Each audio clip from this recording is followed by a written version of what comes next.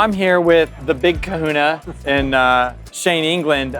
Shane, how big is this truck? How much does it weigh? It's right at 12,000 pounds tired up. 12,000 pounds. Yeah. So tell us what you do with this thing.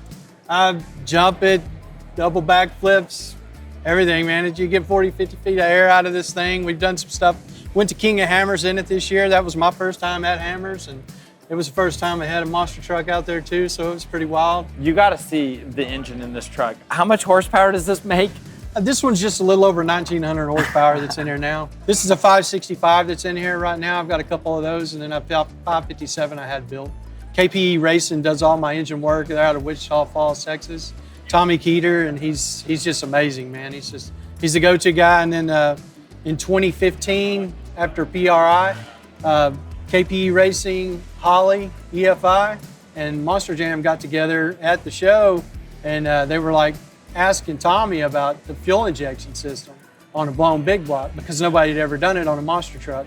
And then all of them conference called me that day, and then they conned me into switching over. So my truck was actually race ready for the season that was coming up, and usually December I'm crunching to get ready because I have a day job offshore, so that's my normal job. And then I take off for the first part of the year just a race. And my truck was actually ready to go where I wasn't going to miss Christmas with the family, you know. And then these guys all called me up wanting me to switch to EFI, and so I had to rewire the truck. We pulled the motor out. The UPS readied everything to us, and it was just a mad dash to get to the first event. So now it's like a standard in Monster Jam.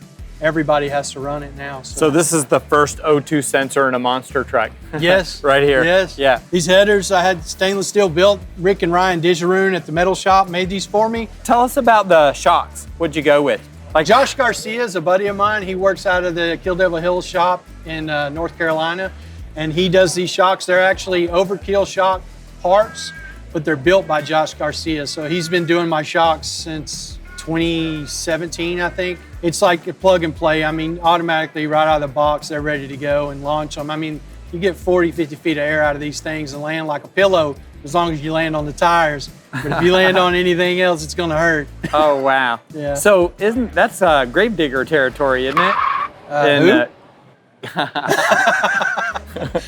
Yeah, that's Dennis's property. Josh has a shop that he leases from him in the back. Oh, that's cool. But he does a lot of mega truck stuff too, and monsters, and so it's like he's constantly swamped and busy, always building shocks for everybody.